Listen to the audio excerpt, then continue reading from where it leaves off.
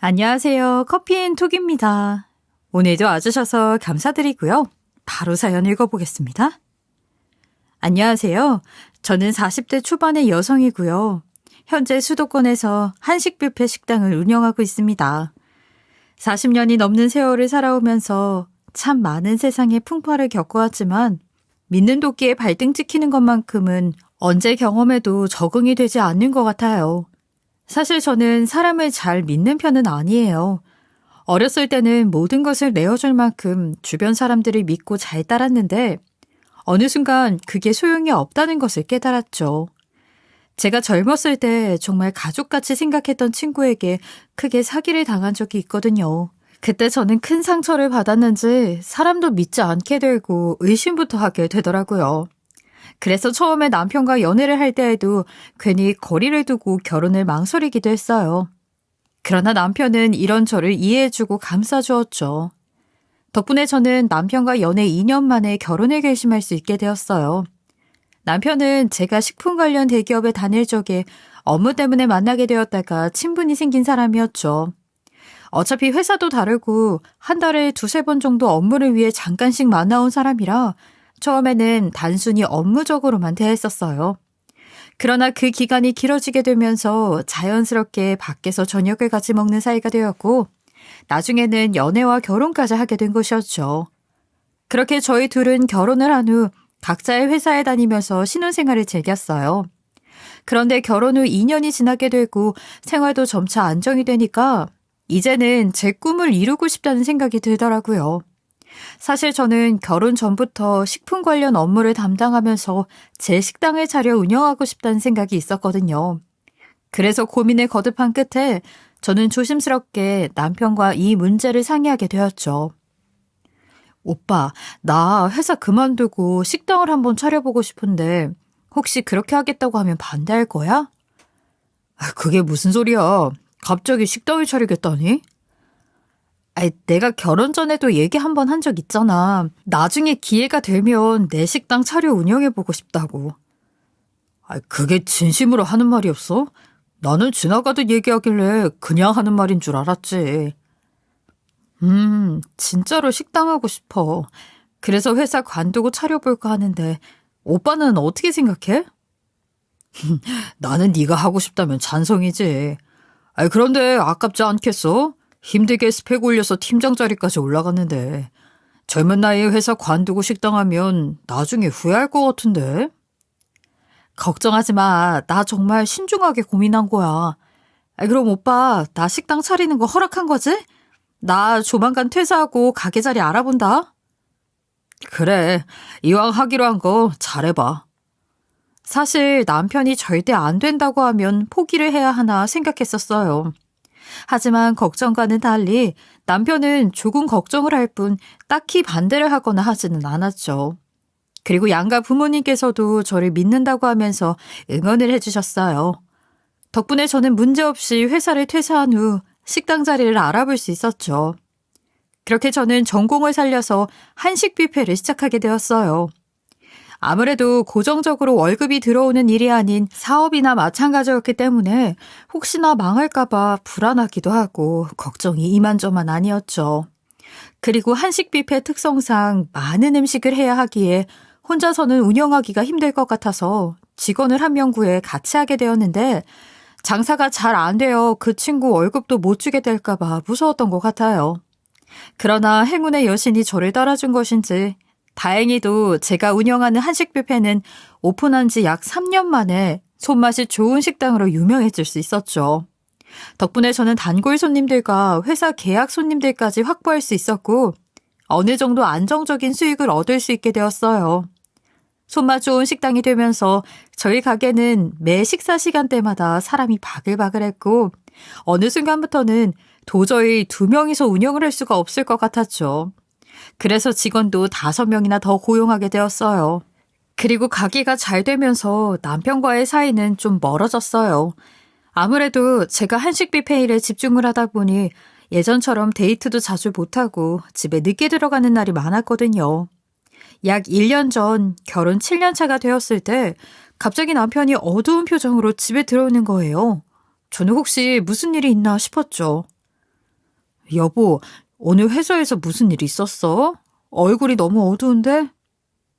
그게, 회사에서 다음 달부터는 지방지사로 출근하래. 발령을 내준다고. 왜? 혹시 회사에 잘못한 거 있어? 이렇게 갑자기 다음 달부터 지방으로 출근을 하라고? 아니, 잘못한 건 없는데 회사에서 지방에 지사를 세우면서 나한테 부장보직을 제안하더라고. 승진은 참 기분 좋은 일이기는 한데 갑자기 지방으로 가야 한다니까 어디서부터 어떻게 해야 할지 눈앞이 캄캄하네. 승진을 했다고? 그것도 가장 건너뛰고 부장으로? 그럼 기뻐해야지. 그나저나 갑자기 지방을 가게 되면 우리는 어떻게 해야 하나? 사실 저희 남편은 본사에서 팀장으로 근무 중에 있었거든요. 그런데 남편이 승진과 동시에 지방으로 발령이 나게 되었다는 소식을 들으니까 기쁘기도 하고 앞으로 결혼 생활은 어떻게 해야 할지 난감하기도 했죠. 남편을 따라가자니 잘 나가는 한식 뷔페가 마음에 걸리고 그렇다고 혼자 보내자니 강제로 주말 부부가 되어야 했어요. 한동안 저희 부부는 이 문제로 참 고민이 많았죠. 그렇게 며칠이 지났을 때 남편은 저녁 식사를 하면서 이 문제에 대해 고민을 많이 해봤다면서 먼저 이야기를 시작하더군요. 여보, 내가 고민을 많이 해봤는데 부부가 떨어져서 지내는 건 아닌 것 같아. 그러니까 웬만하면 한식 뷔페 정리하고 같이 내려가자. 나도 그 문제로 고민이 많기는 한데 사실 아직은 잘 모르겠어. 잘 나가는 한식 뷔페를 접고 가기에는 너무 아깝고 그렇다고 주말 부부로 살기는 싫고 나도 좀 혼란스럽네. 여보 마음 이해 못하는 건 아닌데 몸이 멀어지면 마음도 멀어진다고 하잖아. 이기적이라고 할 수는 있겠지만 나는 같이 내려가고 싶어. 한식 뷔페는 지방에 내려가서 새로 시작할 수도 있는 거잖아. 수도권보다 지방의 임대료가 훨씬 저렴하니까 더 부담 없이 장사를 할 수 있을 테고. 물론 임대료가 저렴하다는 건 너무 좋지. 하지만 이미 여기서 자리를 잡았는데 처음부터 다시 시작하고 싶지는 않아서 그래. 그리고 내가 지방으로 따라가면 우리 직원들은 순식간에 실업자가 되어야 하잖아. 우리 아직 시간이 있으니까 천천히 생각해보자. 이날 이후 남편은 매일같이 지방에 같이 내려가자며 저를 설득하려 했어요. 그러나 저는 한식 뷔페가 자꾸 마음에 걸렸죠. 물론 나름대로 여러 가지 방법을 생각해보기도 했어요. 제가 믿을 수 있는 직원에게 한식 뷔페를 맡기고 지방에 2호점을 내서 왔다 갔다 하며 관리를 하는 방법도 생각해보고 아예 직원 한 명에게 모든 것을 전수해주고 가게를 넘길까 하기도 했었죠. 그러나 제가 워낙 의심이 많고 완벽주의 성향이 있다 보니 직원 한 명에게 맡기고 지방에 2호점을 세우는 것은 제 손이 타지 않아 불안하더군요. 또 가게를 넘기기에는 인선인해를 이루는 한식 뷔페가 너무 아까웠어요. 그래서 저는 결국 주말 부부를 선택하게 되었죠. 남편도 어느 정도는 예상하고 있었다면서 제 뜻이 그렇다면 따르겠다고 하더라고요. 그렇게 저희는 주말 부부가 되기로 결정을 하고 양가 부모님께 말씀을 드리게 되었죠. 사실 저는 혹시 반대를 하시고 지방에 따라가라 하시면 어쩌나 싶었어요. 그래서 떨리는 마음으로 이야기를 꺼냈죠. 남편이 이번에 지방으로 발령이 나게 되어서요. 저희 아무래도 주말 부부로 지내야 할 것 같아요. 지방으로 발령이 났어? 그럼 지방에는 언제 내려가는데? 아직 2주 정도는 남아있어요. 아이고, 너희들이 서로 합의는 잘 된 거야? 주말 부부로 살기 쉽지 않을 텐데, 걱정이다. 네, 어머니. 어제 충분히 대화 나눴고 그렇게 하기로 결정했어요. 에휴, 너희들의 뜻이 그렇다면 어쩔 수 없지. 어차피 너희들 딩크족인가 뭔가라고 하지 않았냐? 아이를 낳을 생각이 없다면서. 어차피 아이를 낳는 게 아니라면 돈이라도 열심히 벌고 능력을 키우는 게 맞다. 주말 부부로 살더라도 각자 자리에서 최선을 다하면 되는 거야. 다행히 양가 부모님께서는 모두 이해해 주셨어요. 사실 저희 부부는 결혼 전부터 양가 부모님께 딩크족이라 아이를 낳을 생각이 없다는 것도 밝혔던 상황이었죠. 또 남편이나 저나 명예와 돈 욕심이 컸어요. 그래서 스펙을 쌓는 일이 무엇보다 중요하다는 것을 양가 부모님도 다 알고 계셨죠. 그래서인지 아이를 낳을 생각이 없다면 주말 부부로 지내더라도 돈과 명예를 얻기 위해 능력을 키우는 게 맞다고 하시면서 저희 부부의 능력을 더 높게 평가해 주셨어요. 덕분에 저희 부부는 주말 부부로 새 인생을 시작할 수 있게 되었죠. 물론 처음에는 남편과 떨어져 사는 게 불안하기도 하고 어색했어요. 이렇게 오랫동안 떨어져 있어 본 적도 없었고 혹시나 나중에 혼자가 더 편해지면 어쩌지? 하는 생각도 문득 들었죠. 그런데 그렇게 몇 달이 지나고 나니 주말 부부로 사는 게 오히려 더 좋은 선택이었다는 생각이 들더군요. 왜냐하면 저희 부부가 만나서 시간을 보낼 수 있는 시간이 주말 하루 정도밖에 없었기에 예전보다 더 애정이 깊어지는 듯 했어요. 게다가 일주일에 한 번 짧게 만나고 다시 남편이 지방으로 가게 되니까 싸우는 빈도도 적어지고 오히려 더 붙어 있으려고 하는 날이 많았죠. 아무래도 여러 가지 면에서 훨씬 긍정적인 면이 많아 둘 다 주말 부부로 지내는 것에 만족했던 것 같아요. 그런데 어느 날 저는 갑자기 아기를 가지고 싶다는 생각이 문득 들었어요.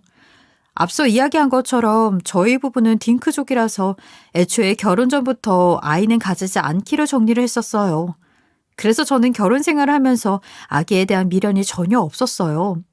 그런데 갑자기 생각이 바뀌니 저조차도 혼란스러웠어요. 사실 잘 키울 자신도 없었고 둘 다 바쁜 사람이니 제대로 신경을 못 써줄 것 같아 딩크족이 되기를 선택한 건데 아기에 대한 생각이 바뀌니까 어떻게 해야 할지 모르겠더라고요. 남편에게 상의를 해봤자 이미 다 끝난 얘기 아니냐고 하면서 좋게 받아들이지 않을 것 같았죠. 그래서 처음에는 그냥 남편에게 이야기하지 말고 조용히 접자 싶어서 무작정 숨겼어요. 그런데 저도 나이를 먹게 되고 주변 친구들도 하나둘씩 아이를 낳아서 키우는 모습을 보니까 생각의 변화가 조금씩 찾아오더군요. 무엇보다 아이 키우는 친구들을 보면 정말 죽을 듯이 힘들어 보이다가도 조카들이 커가는 모습을 보면서 행복해하는 모습이 보였죠. 게다가 가족 간의 사랑이 가득한 모습을 보니까 약간은 부럽기도 했고요. 아무래도 어느 순간부터 아기를 가지고 싶다는 마음이 들고 관심이 생기니까 친구들이나 주변 사람들을 만나게 되면 저도 모르게 이것저것 질문을 하게 되더라고요. 한 번은 고등학교 동창 모임에 나갔는데 친구가 조카를 데리고 왔길래 이것저것 물어보게 되었죠. 윤지야, 서우 키우는 거 힘들지 않아? 아기 키우면 어때? 뭐야 너, 왜 갑자기 안 하던 질문을 해? 애기 키우는 것에 관심 없다던 네가 그런 질문하니까 이상하다. 아니, 나도 나이를 먹게 되고 결혼을 하게 되니까 언젠간 아이를 가져야 하지 않나 싶어서. 어머, 너 언제는 딩크족이라 아이 낳는 거 관심 없다면서. 역시 사람은 두고 볼 일이야. 아니, 대체 뭐가 궁금한 건데? 나도 딩크족이라서 아이 낳고 키우는 것에 관심이 없을 줄 알았지. 그런데 너는 애기 낳는 거 안 무서웠어? 무섭다고 하기보다는 내가 잘 키울 수 있을까 하는 걱정은 됐지. 나도 엄마가 처음이잖아. 그나저나 너 아기 낳으려면 서둘러야 할 것 같은데? 우리 나이 어리지 않다? 나이 먹으면 하루가 다르게 임신 힘들어져. 친구는 저에게 아이를 가지고 싶은 거면 하루라도 빨리 남편이랑 얘기 끝내라고 하더군요. 저희 나이가 어리지 않고 아이를 낳기에는 무리가 많이 있는데 늦어지면 늦어질수록 임신도 안 되고 몸만 더 힘들어진다면서요. 그날 저는 고등학교 동창회를 끝나고 집에 들어가서 밤새 고민을 했던 것 같아요. 이제 와서 남편에게 아이를 가지는 게 어떠냐고 물어보는 것도 웃기고 또 아이를 가진다고 해도 잘할 수 있을까 하는 불안감도 있었죠. 그러나 저는 더 늦기 전에 서두르라는 친구의 말이 계속 마음에 걸리더군요. 그래서 고민 끝에 저는 남편과 진지하게 상의를 해보기로 했어요. 그렇게 시간이 지나 남편이 집에 오는 주말이 다가왔어요. 혹시나 남편이 싫어하지 않을까 하는 생각이 들어서 전날에 잠도 설쳤고 하루 종일 긴장이 되었어요. 그렇게 저녁 시간이 되었을 때 남편이 퇴근을 하고 집에 들어왔어요. 아무래도 저는 좋은 분위기에서 이야기를 하는 게 나을 것 같아서 오랜만에 맛있는 음식들로 저녁상을 차렸죠. 그 모습을 보고 남편은 저에게 오늘 무슨 날이냐고 하면서 행복한 웃음을 짓더군요. 저는 이때다 싶어서 남편과 진지하게 상의를 하게 되었어요. 여보, 내가 할 말이 있는데. 뭔데? 무슨 일 있어? 갑자기 무섭게 왜 그래? 그게 나 아기를 낳고 싶어졌어. 우리 닮은 아이 가지는 거 어떻게 생각해? 어? 갑자기 무슨 아기? 당신 딩크족 아니었어? 얼마 전까지만 해도 딩크족이라고 생각했는데 나이를 먹게 되고 주변 친구들도 하나둘씩 애 낳아 잘 키우는 모습을 보니까 생각이 바뀌더라고. 당신만 괜찮다면 임신 시도 해보고 싶은데 어떻게 생각해? 난 잘 모르겠는데. 생각해 본 적도 없고. 얼마 전까지는 딩크족이라 아기는 안 가지겠다고 하다가 갑자기 임신을 시도하자고 하는 게 당황스럽네. 남편은 아이를 가지자고 권유하는 저를 보면서 많이 당황스러워했죠. 이런 반응이 나올 줄 어느 정도는 예상하고 있었지만 한동안 말을 이어나가지 못하는 남편을 보면서 저도 어찌해야 할 바를 몰랐어요. 한편으로는 괜히 얘기를 꺼냈나 싶기도 했지만 이미 꺼낸 말에 주워 담을 수도 없는 노릇이고 이왕 이렇게 된 거 제대로 설득을 해보자 싶었죠. 그래서 혼란스러워하는 남편을 보면서 조심스럽게 대화를 이어나가기 시작했어요. 많이 당황스럽고 혼란스러울 거라는 거 나도 잘 알아. 하지만 진지하게 생각해주면 안 될까? 나도 몇 날 며칠을 고민하다가 얘기 꺼내는 거야.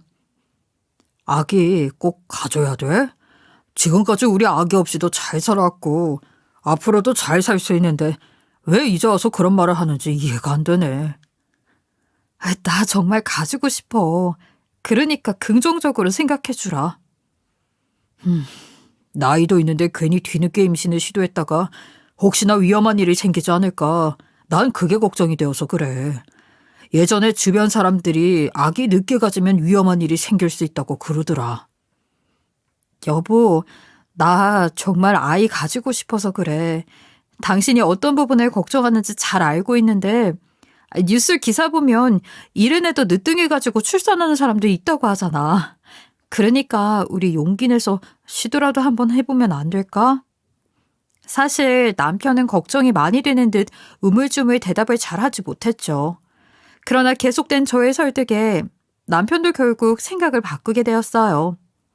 이날 이후 남편과 저는 주말마다 짧은 시간이었지만 아기를 가지기 위해서 부단히 노력을 했고 하늘도 노력을 알아주신 것인지 결혼한 지 8년 만에 임신을 하게 되었죠. 저는 임신 테스트기 결과를 보자마자 곧장 병원으로 달려갔고 진찰을 통해 임신인 것을 확인할 수 있었어요. 의사 선생님 앞에서 임신이 맞다는 이야기를 듣는데 정말 기뻐서 눈물이 다 나오더군요. 그리고 병원에서 나오자마자 남편에게도 바로 소식을 전해줘야겠다 싶었어요. 처음에는 전화를 해서 알려야 하나 고민을 하기도 했는데 직접 얼굴 보고 산모 수첩이랑 임신 테스트기를 보여주면서 임신 소식을 알리고 싶더라고요. 기뻐하는 남편의 모습을 통화로 듣기보다는 직접 보고 싶었거든요. 그리고 무슨 운명의 장난인 것인지 그날따라 남편과 함께 있고 싶다는 생각이 들었어요. 그래서 찾아가겠다는 연락을 하지 않은 채로 무작정 남편의 집에 가게 되었죠. 그렇게 저는 몇 시간을 꼬박 달려 남편의 집에 도착을 했어요. 그런데 막상 도착을 해보니 제가 집 비밀번호를 모르고 있더라고요. 사실 그 집에 가본 적이 많지는 않았고 항상 비밀번호를 남편이 직접 누르고 들어갔기 때문에 안으로 어떻게 들어가야 하나 싶었죠. 저는 현관문 앞에 서서 깜짝 공개를 하지도 못하고 남편에게 전화를 해봐야 하나 한참 고민을 했어요. 그러나 아무리 생각해봐도 남편 집까지 찾아갔는데 원래 계획했던 것처럼 깜짝 공개를 하고 싶었죠. 그래서 저는 완벽하게 놀래켜주기 위해 집 비밀번호를 유추해 몰래 들어가기로 했습니다. 그래서 저는 평소에 남편이 자주 사용하는 번호 몇 개를 조합해서 눌러보았어요. 처음 3-4번은 비밀번호가 틀렸다고 나와 결국 남편에게 전화를 해서 물어봐야 하나 생각했죠. 그러나 행운의 여신도 저를 도와주고 있는 것인지 제가 마지막으로 누른 번호가 맞았고 다행히 문제없이 집 문을 열고 들어갈 수 있었어요. 그런데 들어간 지 얼마 안 되어서 누군가 남편 집 문을 따고 안으로 들어오려는 소리가 들렸죠. 제가 남편 집을 찾아간 시간이 오후 4시쯤이었는데 한창 회사에 있을 시간에 밖에서 비밀번호를 누르는 소리가 들리니까 순간 멈칫하게 되더라고요. 그러나 비밀번호를 누르고 들어올 사람이 남편밖에 없었고 오늘은 일찍 퇴근했구나 단순하게 생각했던 것 같아요. 그래서 저는 남편을 깜짝 놀래켜줄 생각으로 안방에 다급히 숨게 되었죠. 그런데 안방 밖에서 들리는 소리를 들어보니까 남편이 아닌 어떤 여자가 집에 들어온 듯 싶었어요. 처음에는 당황스러움에 혹시 제가 집 호수를 잘못 착각하고 남의 집에 들어와 있는 건 아닌가 싶었죠. 그러나 급하게 주변을 둘러보니까 익숙한 물건들이 눈에 보이는 게 남편 집은 확실해 보였어요. 그래서 저는 대체 저 여자는 누군데 남의 집 비밀번호를 익숙한 듯 누르고 들어오나 싶어서 밖에 나가 물어봐야 하나 생각했죠. 그런데 그 여자는 집에 들어오자마자 울음을 터뜨리더니 어딘가에 스피커폰으로 전화를 하더라고요. 그런데 어이가 없었던 것은 전화 연결이 된 사람은 다름 아닌 남편이라는 것이었죠. 그 여자는 전화 연결이 되자마자 소리를 고래고래 지르더니 말도 안 되는 소리를 했어요. 오빠, 우린 언제 결혼할 거야? 이렇게 자꾸 결혼을 미루면 우리 애는 어떻게 하냐고? 소민아, 너 자꾸 왜 그래? 충분히 알아듣게 설명했잖아. 오빠 몇 시간 뒤에 퇴근하니까 일단 진정하고 집에 가서 얘기해. 저는 휴대폰을 통해 들리는 남편의 목소리를 듣고 너무 놀랐어요. 그 여자는 남편의 이야기에 갖은 성질을 부리면서 전화를 끊었어요. 아무래도 집에 들어와서 얘기하자는 것을 보니 그 여자는 남편이 들어올 때까지 같은 공간에 있어야 할 것 같았죠. 저는 그 여자가 당장이라도 안방에 들어올 것만 같아 일단 급한 대로 널찍한 침대 밑에 숨었어요. 다행히 제 몸이 워낙 작고 왜소한 편이라 문제없이 침대 밑에 들어갈 수 있었죠. 급한 대로 일단 숨기는 숨었지만 남편이 퇴근하고 올 때까지 몇 시간이나 걸린다는데 이렇게 계속 침대 밑에 있어야 하나 싶어 한숨만 나왔어요. 그러나 다행히도 그 여자가 집에만 있지 않더군요. 남편이 집에 들어오기 전까지 몇 번이나 집을 들락날락했어요. 덕분에 그 여자가 밖에 나갈 때마다 저는 침대 밑에서 나와 잠깐씩 허리도 펴고 스트레칭도 한 번씩 할 수 있었죠. 그렇게 약 3시간이 지나 남편이 집에 들어왔어요. 그리고 급하게 그 여자를 달래기 시작했죠. 소민아, 삐졌어? 너 진짜 왜 그래? 우리 결혼은 급하게 하지 않기로 했잖아. 내가 최대한 서두를 테니까 조금만 더 기다려주라. 대체 언제까지 기다려? 지금 애까지 낳아서 키우는 마당에 결혼식도 안 하고 혼인신고조차 못하고 있는 게 말이나 돼? 나도 소민이 너랑 혼인신고하고 결혼식도 하고 싶어. 그런데 지금 상황이 좋지 않다는 거 너도 알고 있잖아. 나 대기업 그만두고 조그마한 회사에 들어가 일반 사원으로 있는데 어떻게 당장 결혼식을 해? 저는 너무 충격적이었어요. 남편이 그 여자랑 하는 대화를 들어보니까 현재 애까지 낳아 키우고 있는 상황이었고 잘 다니던 대기업도 그만두고 조그마한 회사에 들어가 일반 사원으로 있는 듯 보였죠. 저는 남편에 대한 큰 배신감이 느껴져 당장이라도 밖으로 나가 따져 묻고 싶었어요. 그런데 제가 뛰쳐나갈 틈이 없더군요. 왜냐하면 그 여자가 당장 결혼을 하자면서 남편에게 우겨대고 있었거든요. 결혼식을 못하겠으면 양가 부모님께 인사드리고 혼인신고라도 먼저 해야 하는 거 아니야? 나는 우리 애 불쌍해서 더는 못 참겠어. 보기에도 아까운 내 딸이 언제까지 아빠 없는 애로 있어야 하고 숨겨져서 살아야 하는데 그거 알아? 우리 딸 태어나서 할머니 한 번 못 만났어.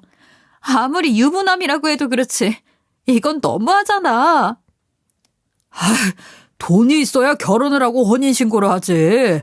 돈이 없는 상황에서 유부남으로 있는 내가 무슨 염치로 부모님께 인사를 드릴 수 있는데. 그리고 결혼을 하게 되더라도 이혼을 하던지 일단 정리부터 해야 할 거 아니야. 말도 안 되는 핑계 대지 마. 이 세상에 돈 없는 사람들은 다 결혼 못해? 돈 없어도 다들 결혼하고 애 낳으면서 잘 살아. 그리고 빨리 당신 와이프한테 이혼하자고 해. 애가 세상에 태어났는데 뭘 어쩌겠어?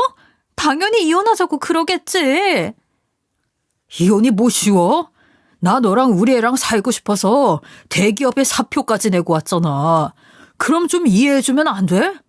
지금 이 나이에 일반 사원으로 있으면서 너랑 애기 먹여 살리는 것도 힘들어 죽겠는데 어떻게 결혼을 해? 하나씩 해결할 테니까 자꾸 보채지 말고 조금만 참자. 모든 이야기를 듣고 나서 정말 기가 막혀 말이 안 나왔어요. 남편은 그 여자랑 애까지 낳아 키우고 있는 상황이고 지방으로 발령이 났다는 것 또한 거짓말이었죠. 그냥 그 여자랑 애랑 같이 살고 싶어서 사표를 낸 후 거짓말을 하고 내려갔던 것이었어요. 이뿐만 아니라 지금 현재 시어머니께서는 이 소식을 전혀 모르시는 듯했죠. 그래서인지 남편은 돈이 없다는 핑계를 대면서 시어머니께 인사드리는 것을 거부하고 있는 듯 보였어요. 저는 모든 이야기를 듣고 나서 화를 참을 수 없었고 곧장 침대에서 나와 두 사람 앞에 다가가 방방 뛰면서 난리를 쳤죠. 안방문이 부서질 것처럼 쾅 하고 열었더니 두 사람 다 기겁을 하더군요. 당신 지금 무슨 소리를 하는 거야? 지금 다른 여자랑 바람을 피우고 애까지 낳았다는 거야? 그리고 이 여자랑 살고 싶어서 대기업에 사표까지 냈다고? 지금 제정신이야? 뭐야? 당신이 여기 왜 있어? 아니, 이 집에는 어떻게 들어온 거야? 남편은 갑자기 등장한 제 모습에 당황했는지 눈이 2배로 커졌어요. 그리고는 저에게 왜 여기 있는 거냐면서 일단 나가서 얘기하자며 급하게 제 손목을 잡고는 억지로 끌고 나가려 했죠.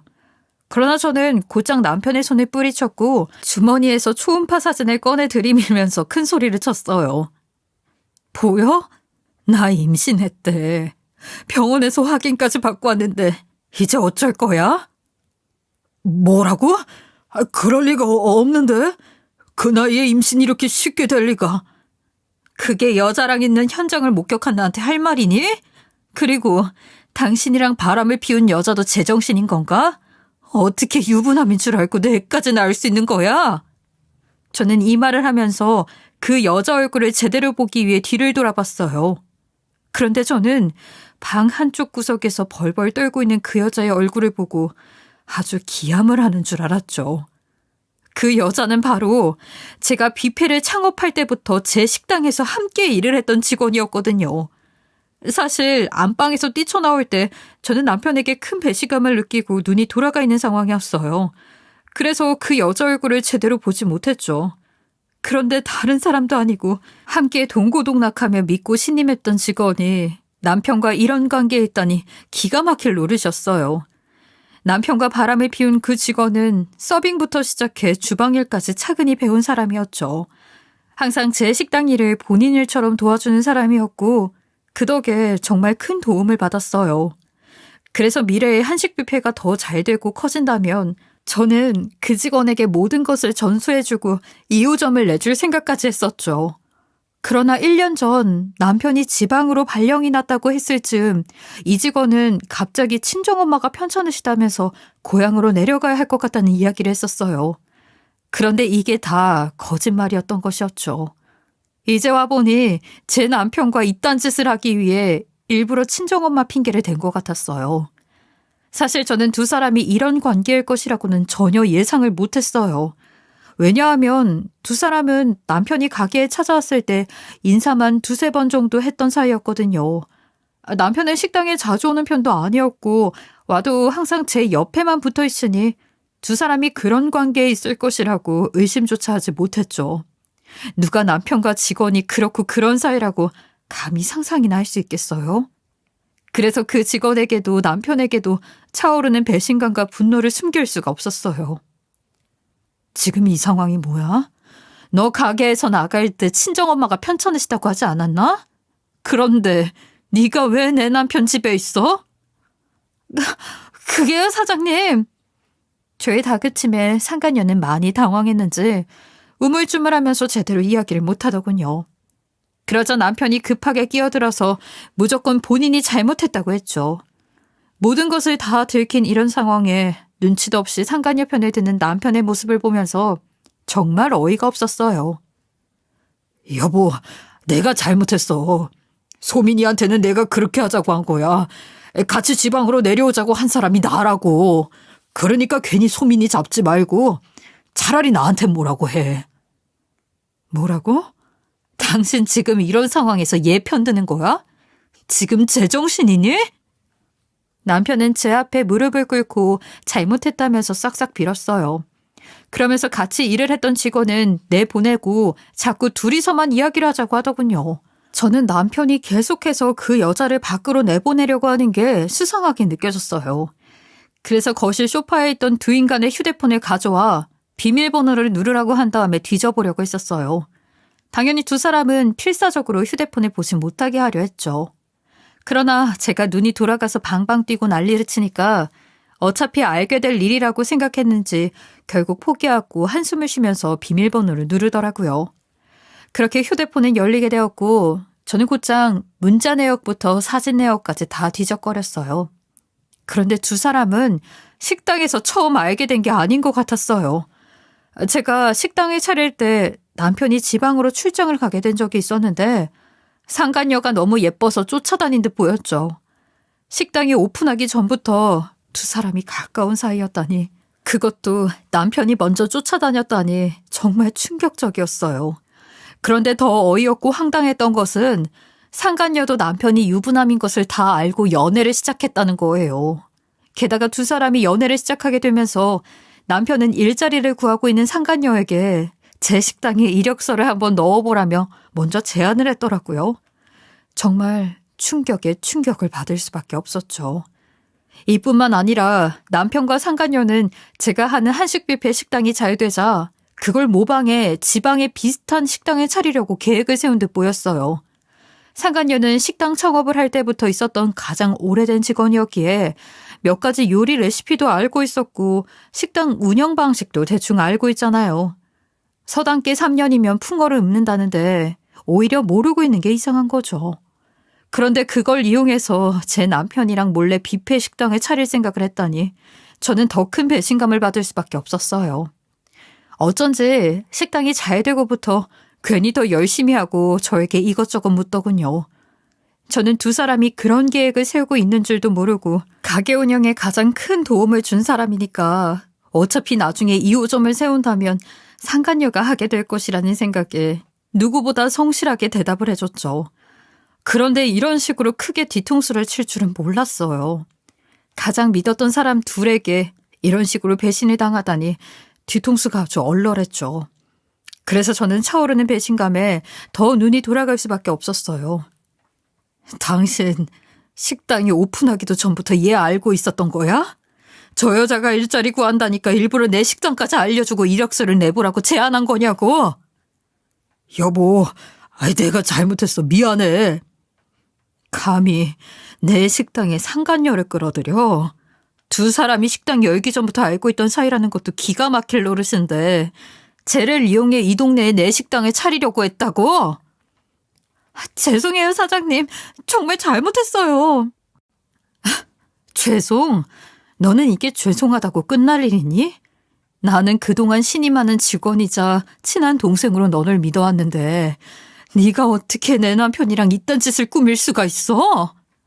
남편과 상간녀는 제 앞에 무릎을 꿇고 잘못했다며 눈물을 흘렸어요. 그 모습을 보면서 세상이 무너진다는 게 어떤 기분인지 확실하게 느낄 수 있었죠. 가장 믿었던 사람들이 서로 붙어먹은 것도 모자라 아이까지 낳았다고 하니까 분노가 식지 않더라고요. 게다가 두 사람의 나이 차는 10살이나 났어요.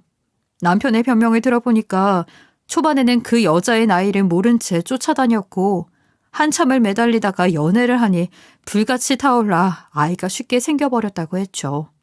그러면서 상간녀를 너무 사랑하는 마음에 두 사람 사이에서 생긴 아이를 쉽게 포기할 수가 없었다고 했어요. 원래는 상간녀를 식당에 몇 년 더 두고 완벽하게 일을 배워서 나오게 만들 생각이었는데 예상치 못하게 아이가 생겨 일이 틀어졌다고 하더군요. 그래서 과감하게 회사에 사표를 내던지고 지방에 발령이 났다는 거짓말을 한 후 같이 내려올 수밖에 없었다고 했어요. 그래도 상간녀가 뷔페 식당 운영에 대해 다 알고 있으니 계획을 변경해서 빠르면 내년쯤 가게를 차릴 생각을 했다고 했죠. 그리고 남편은 최근에 모아놓은 돈으로 상가를 얻으려고 여기저기 알아보고 있었다고 하더군요. 모든 것을 알게 된 후 저는 어디서부터 어떻게 해결을 해야 할지 막막함이 들었어요. 어떤 분들은 아무리 주말 부부라고 해도 그렇지 그 집에 왔다 갔다 했을 텐데 지금까지 모르고 있었던 게 말이 되냐고 하실 거예요. 그런데 남편은 워낙 철두철미한 성격을 가지고 있었어요. 결벽증 수준으로 깔끔한 편이라서 바람을 피우는 흔적은 애초에 깔끔하게 숨기고 살았던 것이었죠. 게다가 그 집에 가더라도 항상 남편이 제 옆에 붙어 있었고요. 그래서 저는 남편이 이런 짓을 하고 다녔다는 것을 전혀 눈치챌 수가 없었어요. 모든 것을 털어놓은 후 남편은 제 앞에서 잘못했다며 두 손 모아 싹싹 빌었어요. 정말 기가 막히고 코가 막혀서 말이 다 안 나오더군요. 저는 저런 남자랑 단 한순간도 같이 있고 싶지 않았어요.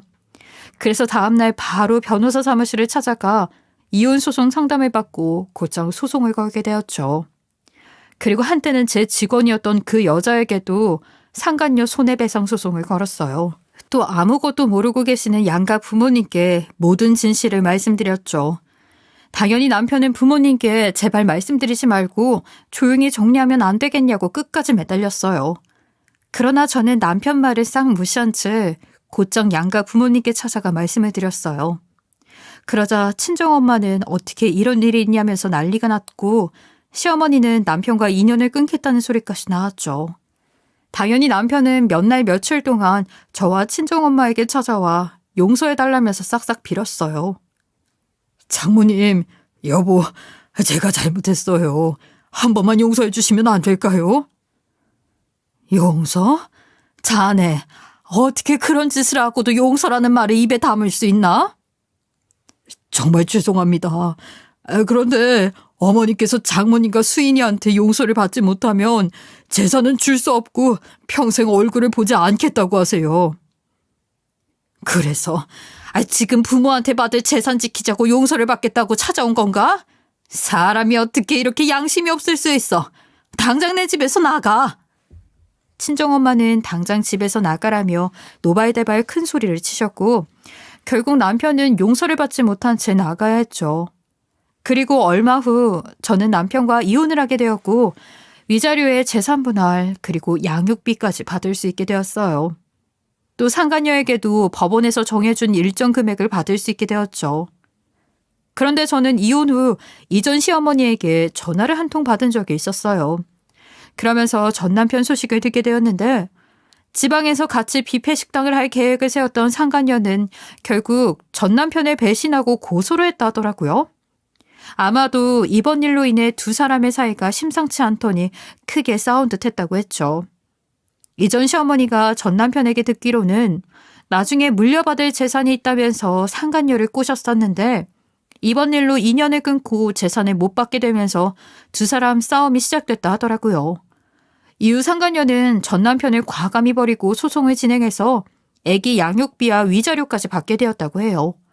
그리고 약 1년이 지난 지금은 딴 남자를 만나 다른 지역에서 뷔페 식당을 차린 것 같다고 했죠. 그로 인해 지금 전 남편은 저와 상간녀에게 매달 보내는 양육비를 부담하느라 빈털터리로 살고 있다고 해요. 사실 전 남편은 상간녀와의 재판이 끝난 후 이전 시어머니에게 사정을 털어놓고 경제적으로 어렵다면서 한 번만 도와달라며 찾아온 적이 있었다고 했죠. 그러나 이전 시어머니는 이번 일로 크게 실망을 했고 전 남편에게 물려줄 재산도 없을 거고 인연도 끊을 거라고 확실하게 정리를 했다 하더군요. 덕분에 지금 전 남편은 경제적으로 어렵게 살고 있다고 하네요. 이전 시어머니가 저에게 전화를 하신 이유는 사과를 하기 위함이었어요. 전 남편에게 상처를 많이 받았을까 걱정된 이전 시어머니께서는 대신 사과를 하시고 2억이라는 큰 돈을 손주를 키우는 데 보태라면서 보내주셨죠. 처음에는 돈을 주시겠다는 것을 거절하다가 자꾸 보내주시는 통에 결국에는 받게 되었네요. 이전 시어머니께 들어보니 전 남편은 아직도 정신을 못 차렸는지 상간녀에게 배신까지 당하고 억울하다며 이야기를 했다 하더라고요. 자신을 돌아볼 수 없는 자는 결국 패가망신하게 되어 있다는데 그 소식을 전해들으면서 참 안타깝다는 생각이 들었죠. 물론 전 남편도 상간녀에게 이렇게 배신까지 당하게 될 줄은 몰랐겠지만 아무리 억울해도 어쩌겠어요. 자업자득이고 뿌린 대로 거두는 거죠. 이참에 반성도 하고 개가천선해서 사람답게 살면 좋겠네요. 저는 그날 이후 딸아이를 무사히 출산하게 되었고 엄마로서 제2의 인생을 살아가고 있는 중이에요. 전 남편과 그렇게 되고 아이는 어떻게 해야 하나 고민이 참 많았지만 그래도 하늘이 주신 생명이고 제 핏줄이니 낳아서 잘 키우기로 했죠. 물론 아직까지 모르는 게 너무 많아서 엄마가 많이 도와주고 계시고 많이 힘들지만 하루가 다르게 쑥쑥 커가는 아이를 보면서 웃는 날이 많아지는 것 같네요. 앞으로 아이를 키우면서 여러 가지 문제에 직면하게 되고 힘든 날이 많겠지만 그래도 용기 내서 열심히 살아보려고요. 아무리 힘들고 아무리 어려운 일도 몸으로 부딪히며 열심히 살다 보면 언젠가는 여린 제 마음도 단단해지겠지 하는 생각이 드네요. 애청자님들 긴 글 들어주셔서 감사하고요. 새롭게 맞이한 2023년 모두들 행복하고 건강하세요. 지금까지 커피앤톡이었습니다. 오늘도 끝까지 함께해 주셔서 감사하고요. 다음 영상으로 또 찾아뵙겠습니다.